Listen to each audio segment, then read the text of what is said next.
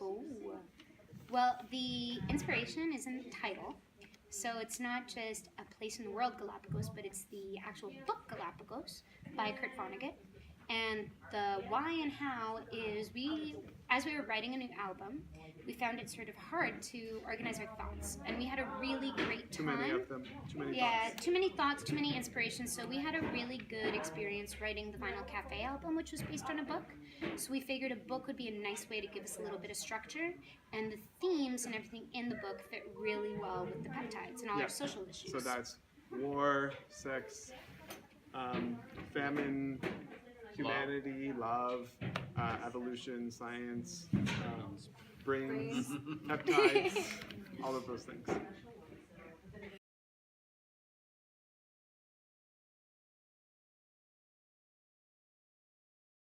Oh my goodness. Andrew, do you want to feel that one? It was a process. That's how the process went. Well, we found our producer a while ago, and we wrote a shit ton of songs, and we whittled them down, and recorded in maybe 3 or 4 different studios, and a lot of the songs started with jams at your cottage, actually. Oh, yeah. Magical Weekend. It was actually 2 summers ago. We started jamming. You were there, and you were there. I would also say that it's not done. We actually had so many songs that we're really pleased with. That's why you see that the album is named Galapagos Volume 1.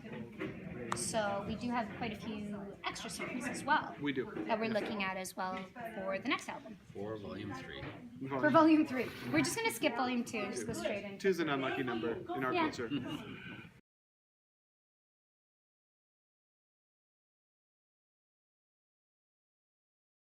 I would say they're similar. They're an extension of one another. So we didn't sort of do like the songs on Volume 1 aren't in chronological order based in the book.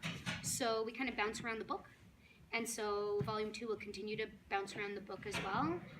These just happen to be from the songs we had already written, the ones that made an album best, you know? And the next one will fill in the holes with more songs that we'd like to write, but it was more about what sonically worked as an album. Yeah, there's still lots of characters to explore. Yeah. There's a song called Teenage Runaway that we wrote about James Waite when he ends up in New York as a teenager, as a hustler. Hustlers on the Beat? Yeah, so, and then we have Nature Cruise of the Century. Oh, that's the best. Right. Yes! So we're so excited. We're going to have a disco song about Mary, you know, when she's in her hotel room and she's like deciding, am I going to kill myself with this cellophane around my head? It's a We have a dress disco bag. song about that. What do we Jackie have? dress. It's her Jackie dress dress. bag that she would suffocate herself with. So there's still a lot to explore Killed by in Volume 2 fashion. for sure,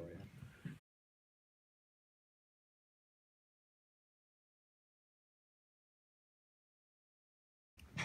It is a milestone in the sense that we finally worked with a producer in the past. I mean, we did for the EP, but those were old songs. All these new songs, we worked with Jason. Jack Nunes. Yes.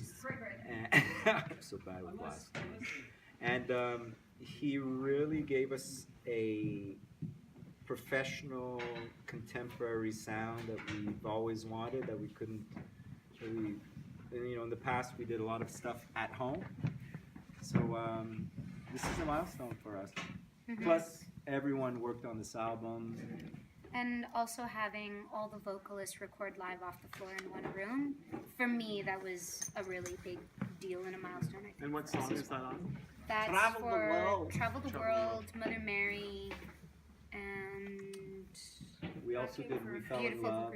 Beautiful Creature. Yeah, so that's a really dangerous way to record, but the good kind of dangerous. Yeah. Because so many things can go wrong, but when you get these people in synchrony and looking at each other and breathing at the same time, that's when the magic happens, and we were able to achieve that, which was great. It helped also because some of the songs that we had already recorded, we were already testing out on the road. So when we came in, we had already sort of gelled to a certain degree doing it live. So it just really what I like about this album is with the EP, we tried to get a really live feel, so we re-recorded some old songs, and I think that this new album blends the best out of any album we've released, what we sound like live with what we get to do for fun when we have more production behind it as well.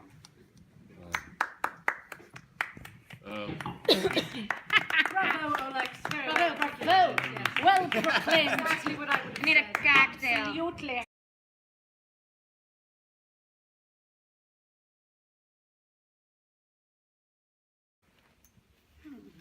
That's a big question. Yeah. Can I take a stab at it? Mhm. Just you know, Stab a away. few obvious points. Some of us had never been in a band before. Some of us had never made live music before. Some of us met our life partners in the band. Some of us, just there are so many big things that have happened throughout this journey. So let's say over the last decade, there have been, loves, losses, ups, downs, thankfully no deaths. We had one birth. Juan, he looks older, but he came out pretty hairy. No, I'm just kidding. It's been a defining element for me for the last decade. It was like pre-PepTides and post-PepTides. There is no comparing the two things. So as soon as we started on this journey of putting this album out, and Claude putting his music out with more collaborators in a more organized way, it just changed everything. Everything. Wow. Yeah, for all of us. Yeah. Yeah. And I mean, just as a whole, we all basically formed a brand new family. Yeah. That's a huge change for all of us. And molecules, of course. And extended family. Yeah. We have a deep love affair with each other as partners. Mm-hmm. Art nerds.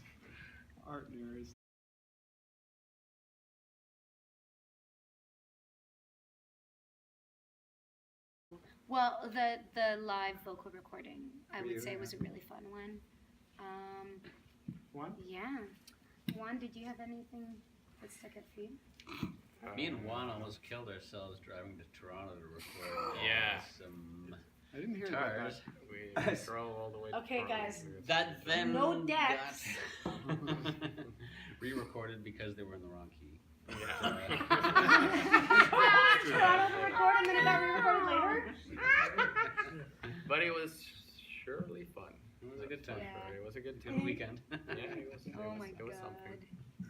For sure. Well, for our next round, for volume 2, we're planning on working even more with Jason, and I think my favorite moments is when we were creating with him, Mm-hmm. just figuring, exploring new synths and Yeah. yeah. I was doing an organ solo and I just decided to go like this on the keys instead of any, and they went pop, pop, pop, pop, pop, pop, pop, pop, pop, and we used it in the song because it sounded great, and I just played and something magic happened and that was great. Wow. Plus also it's our first time doing this proportion of co-writing. So a lot of different writers the process for us has been a little different. So one of my favorite moments was in Alex's house. He's got like lots of dogs and cats and people. And they have seemed to be okay with us completely descending on their house and being like, "You want some fat?" And then Alex's mom was like, "I've got iced tea in the basement." And she comes up with this giant vat. And we're like sort of just hanging out, like writing in one of our extended family's homes, with their pets and stuff. It's great. And to go off of that, the even more crucial moment when that happened, when we were performing at their house, was actually after the tornado hit in Ottawa. We had no power at Living Music, which is where we usually rehearse, and we were sort of figuring out where we were trying to figure out where we were going to rehearse because we really needed to. And Alex's mom came forward, and it was like, as usual, our home is your home, and so.